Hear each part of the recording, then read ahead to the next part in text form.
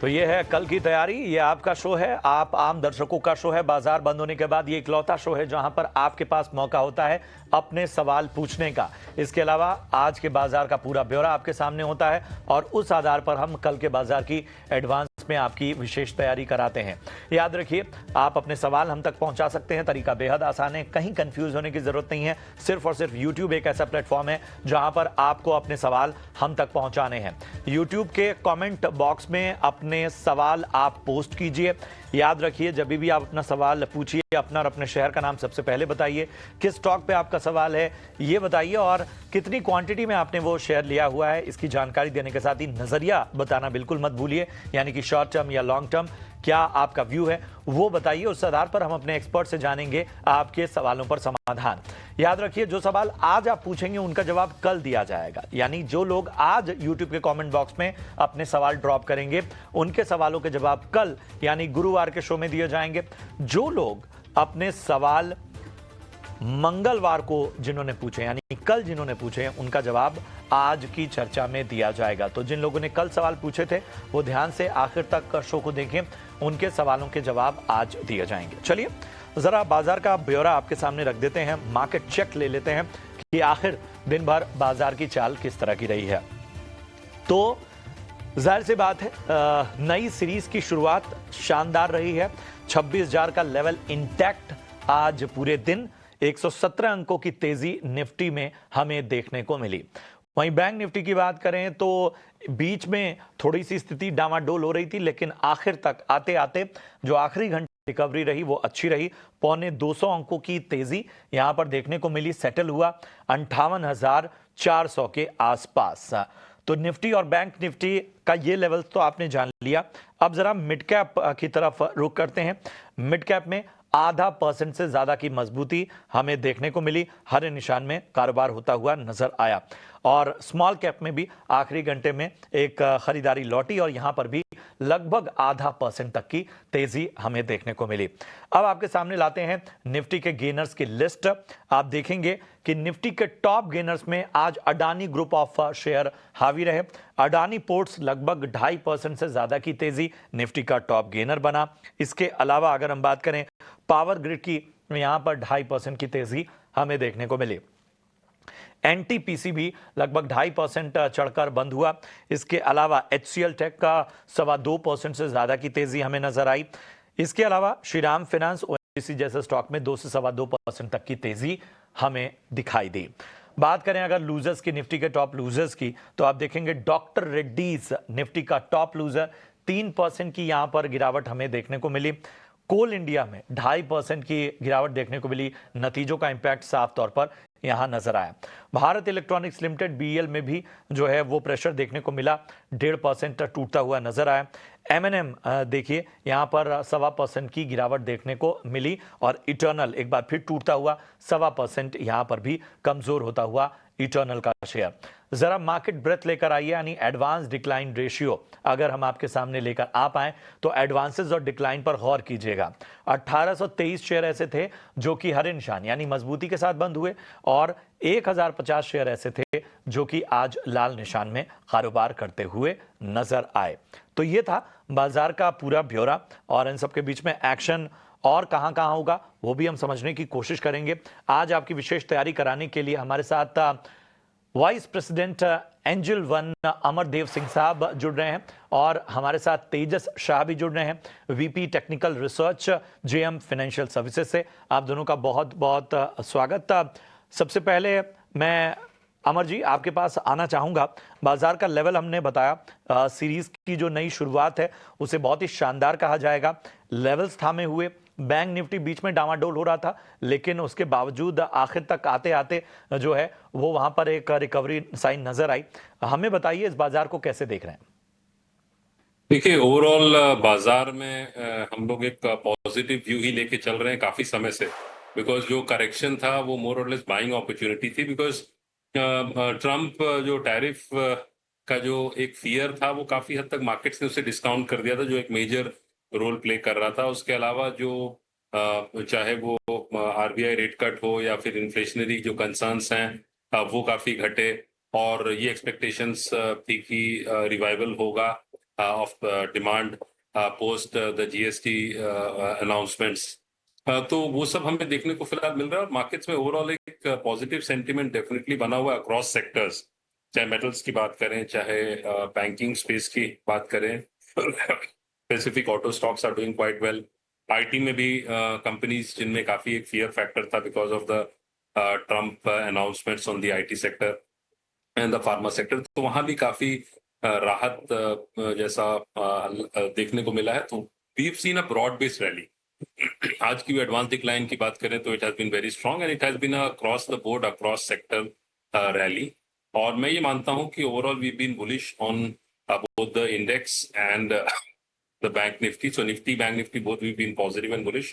Bank nifty is trading at record highs. Nifty is still to reach that level. तो nifty का यदि देखें नवंबर में जो 26,277 roughly that was the all time high. तो कहीं ना कहीं 26,200 300 एक zone of resistance बनेगा निफ्टी के लिए, but nifty is very likely to touch those levels. Bank nifty is already trading at higher levels. इसमें एक important बात ये है, यदि बैंकिंग स्पेस में देखूं तो पीएसयू बैंक्स की जो रैली है बहुत अच्छी चल रही है, चाहे वो एसबीआई हो, अदर पीएसयू बैंक्स हो।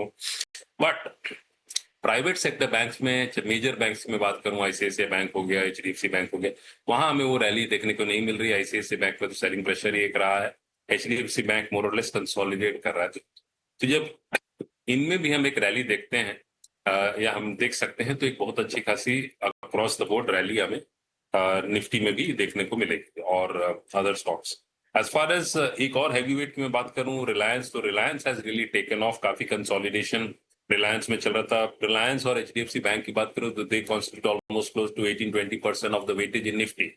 तो ये एक इम्पॉर्टेंट प्ले है। और रिलायंस जो पहले 1430 के ऊपर ट्रेड नहीं कर रहा था, उसके ऊपर क्लोजिंग करके 1500 के आसपास ट्रेड कर रहा है। और इसने जो एक हाई बनाया था जुलाई में towards 50 odd levels, so that seems to be likely because जो स्ट्रक्चर है वो रिलायंस का भी काफी स्ट्रांग और पॉजिटिव बना।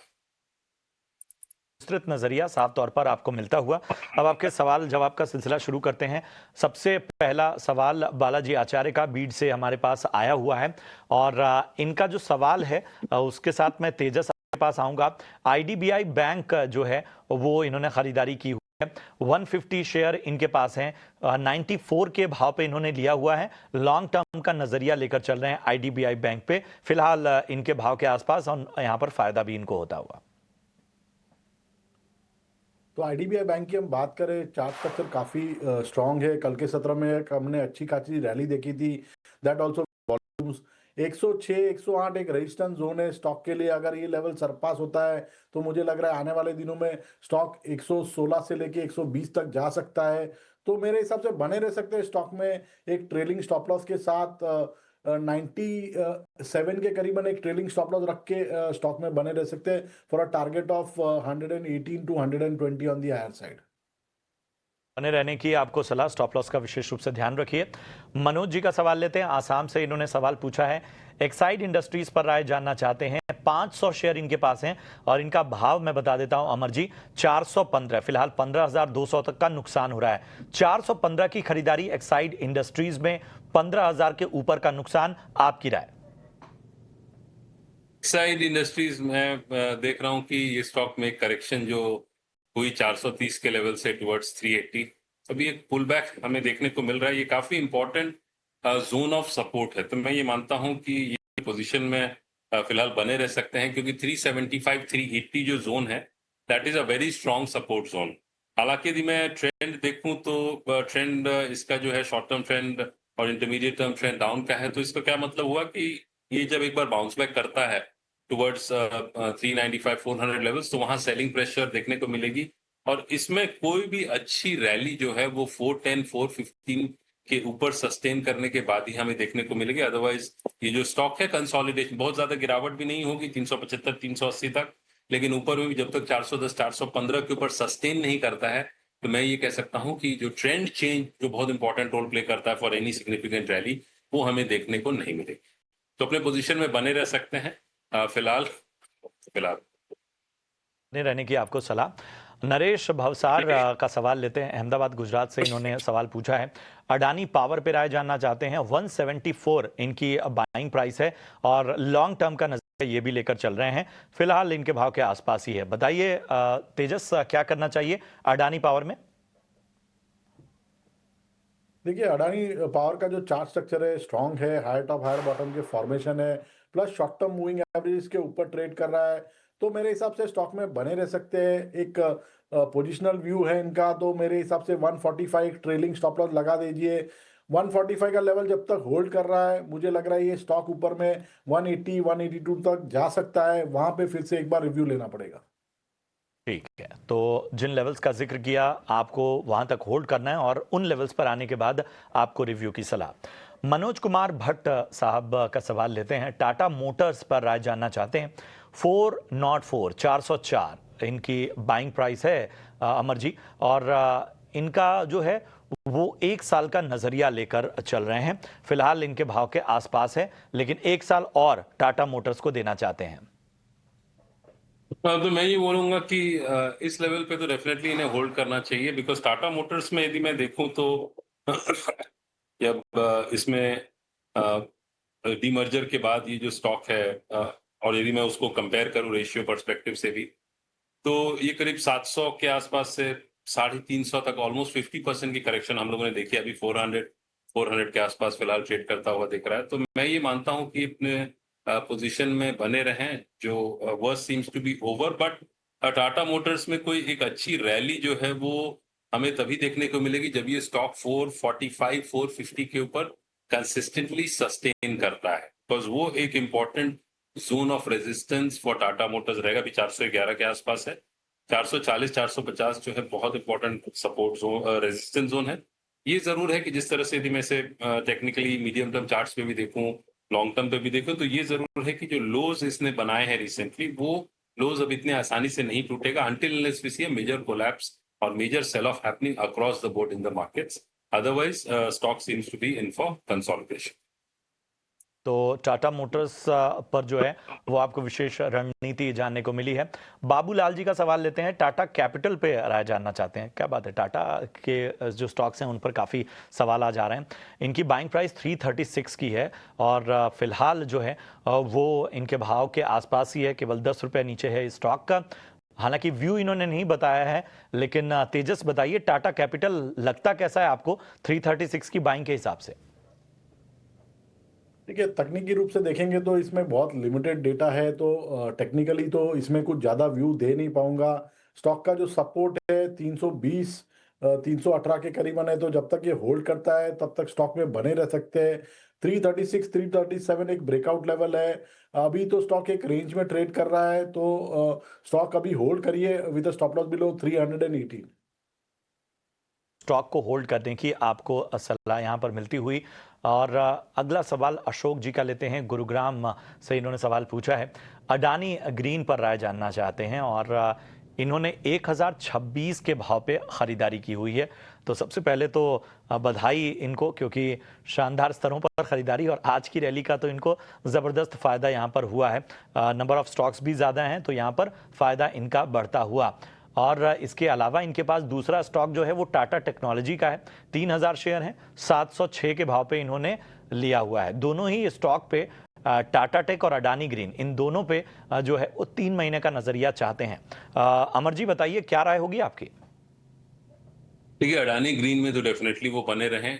मेजर करेक्शन के बाद ऑलमोस्ट वो एक अभी पुल बैक हमें देखने को मिली है from 800 levels to currently trade around 1100 levels. और यदि मैं इसे देखूं तो एक 1140 1150 का एक जोन है रेजिस्टेंस का। वहां जाके वो स्टॉक में एक रेजिस्टेंस हमें देखने को मिलता है, और वो लेवल टूटता है, then you can expect some very sharp rally in that stock. मतलब मैं ये मानता हूं कि अब इसको मैं थोड़ा सा एक्सटेंड करूं तो 1150 से 1180, दैट इज या 1200 आप लेके चले, 1150 से 1200 to be on a safer zone. That's a very important zone of resistance. जिस दिन अडानी ग्रीन 1150 1200 के ऊपर सस्टेन करने लगेगा, then you can expect a major rally इस स्टॉक में देखा जा सकता है। मे बी 20-30% की रैली भी हमें देखने को मिल सकती है, provided it sustains above the 1150 1200 levels consistently. As far as support is concerned, तो नीचे अभी से 1050 1050 का काफी स्ट्रॉन्ग सपोर्ट जोन बनता हुआ दिख रहा है। और that is very unlikely to be breached in the short term. तो मैं ये मानता हूँ 1150 1200 का लेवल नजर में रखना चाहिए। वहां आता है तो कुछ प्रॉफिट बुक कर सकते हैं, उसके ऊपर सस्टेन करता है definitely you should hold your position. Tata technologies की बात करूं जिसमें आपने उनकी पोजीशन है, इसमें देखिए लगातार इस स्टॉक में करेक्शन ही रही है फ्रॉम ऑलमोस्ट 1400 लेवल से 700, मतलब it's a 50% correction in this stock. Tata technologies it is trying to move up, मतलब एक बेस तो जरूर है कि बेस बन गया, इससे नीचे फिलहाल जाता हुआ नहीं दिख रहा है, लेकिन कंसिस्टेंटली इसे 725 730 के ऊपर सस्टेन करना होगा for any upside meaningful rally towards 800 और लेवल्स। तो मैं ये मानता हूं कि हालांकि यदि आप ट्रेंड पूछेंगे तो वो साइडवेज ट्रेंड में कहूंगा विद स्लाइट पॉजिटिव बायस। तो ये है राय टाटा टेक्नोलॉजीज पर आपको मिलती हुई। विक्रम का सवाल लेते हैं गाजियाबाद से। इन्होंने सवाल पूछा है पीएफसी पर राय जानना चाहते हैं और बीपीसीएल पे। पीएफसी पे इन्होंने 395 के स्तर पे बाइंग की है, बीपीसीएल पे 335 का इनका बाइंग है। 6 महीने का नजरिया लेकर चल रहे हैं। तेजस बताइए दोनों स्टॉक पे क्या राय होगी? पीएफसी की बात करें तो स्टॉक थोड़ा अंडर परफॉर्म किया है, बट आज के सत्र में हमने एक अच्छी खासी रैली देखी है। इसका जो ब्रेकआउट लेवल है वो 413 414 के करीबन है। ये इसका 200 डे मूविंग एवरेज का रेजिस्टेंस है। अगर ये लेवल सरपास होता है तो आने वाले दिनों में हम स्टॉक 444 से लेके 450 तक देख सकते हैं। तो बने रहने की सलाह है विद स्टॉप लॉस बिलो 393। और बीपीसीएल क्लियरली आउट परफॉर्मर रहा है। Stock high top higher bottom के फॉर्मेशन है और शॉर्ट टर्म मूविंग एवरेज के ऊपर ट्रेड कर रहा है। तो इसमें भी होल्ड करने की सलाह रहेगी विद स्टॉप लॉस बिलो 340। और इसमें जो लक्ष्य बैठ के आ रहा है वो पहला लक्ष्य रहेगा 358 का, और ये लेवल अगर सरपास होता है तो 375 तक के भी लक्ष्य हम देख सकते हैं स्टॉक में। चलिए, तो ये है राय आपको मिलती हुई बीपीसीएल और पीएफसी में। बलवीर सिंह का सवाल लेते हैं। पटेल इंजीनियरिंग इन्होंने खरीदा हुआ है, 37 रुपीस पे इनकी अब बाइंग है और फिलहाल इनके भाव मतलब एकदम इन्हीं लेवल पे लग रहा है, खरीदारी इनकी हुई है। आज लगभग 1.5% ऊपर चलता हुआ पटेल इंजीनियरिंग का शेयर। बताइए अमर जी, क्या राय है पटेल इंजीनियरिंग पे? ये स्टॉक को मैं पर्सनली तो ट्रैक नहीं करता क्योंकि ये सवाल है, तो मैं इसे फिर फिलहाल टेक्निकली देख रहा हूं। तो इसमें एक रैली अच्छी हुई थी और ये स्टॉक जो है इसमें एक हम लोगों ने दिसंबर ऑफ 23 में ये करीब 50 के आसपास 20 के आसपास ट्रेड कर रहा था। फरवरी मार्च 23 में वहां से 20 से ऑलमोस्ट 70 की रैली हुई, 70 से वापस इसमें 50% की करेक्शन हुई, अभी 37 के आसपास है। इस स्टॉक में जो वोलेटिलिटी है वो कहीं ना कहीं एक जरूर देखने को मिल रही है, बिकॉज रिसेंटली भी 35 से एक रैली हुई थी टुवर्ड्स 42, फिर वहां से करेक्शन आ गई। Stock is trying to form a bottom, volumes जो है वो एवरेज से ज्यादा है, तो कहीं ना कहीं बाइंग इंटरेस्ट आ रही है स्टॉक में। पर मैं ये मानता हूं कि जब तक ये स्टॉक कंसिस्टेंटली 43 से 45 के ऊपर नहीं ट्रेड करता है तो it could be in for consolidation. Down side में 34-35 के आसपास का काफी क्रूशियल सपोर्ट। तो ये है पटेल इंजीनियरिंग पर राय। और इतने ही सवालों को आज हम शामिल कर पाएंगे, लेकिन आप अपने सवाल पोस्ट करते रहिए, कल उन सवालों के जवाब दिए जाएंगे यूट्यूब के कमेंट बॉक्स में। बहरहाल यहां पर अब बढ़ेंगे खास सेगमेंट वीआईपी शेयर्स की ओर।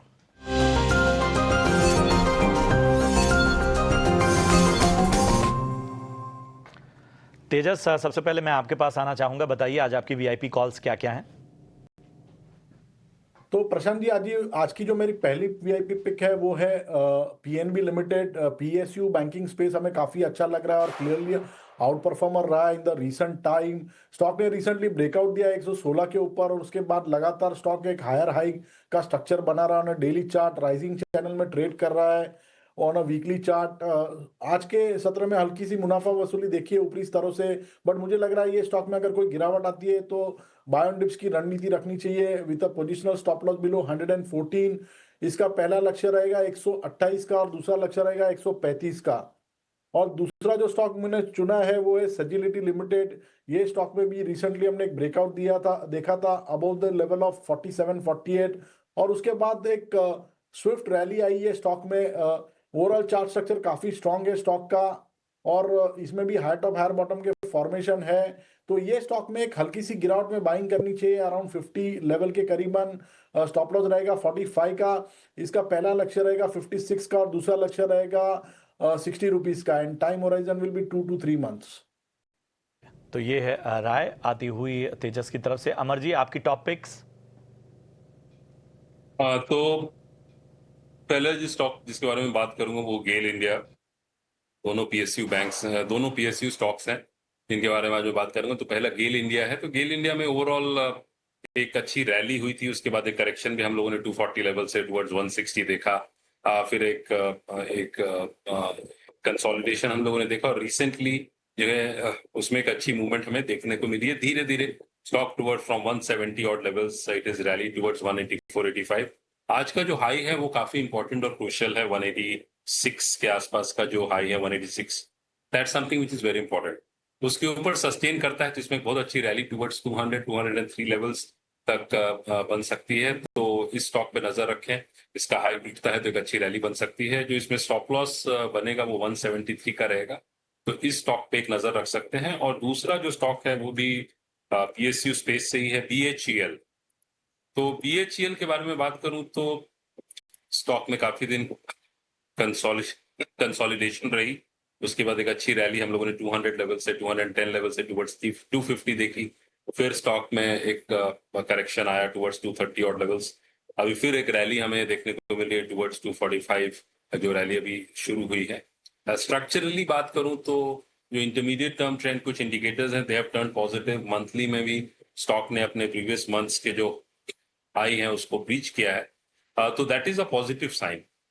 तो ये स्टॉक कंसिस्टेंटली सस्टेन करता है अबव 245 246 ऑड लेवल्स, तो इसमें एक अच्छी रैली बन सकती है टुवर्ड्स 264 265 ऑड लेवल्स, और इसमें जो स्टॉप लॉस है वो 229 का रखा जा सकता है। अमर जी, शुक्रिया करेंगे तेजस आप दोनों का शो में जुड़ने के लिए और अहम राय देने के लिए।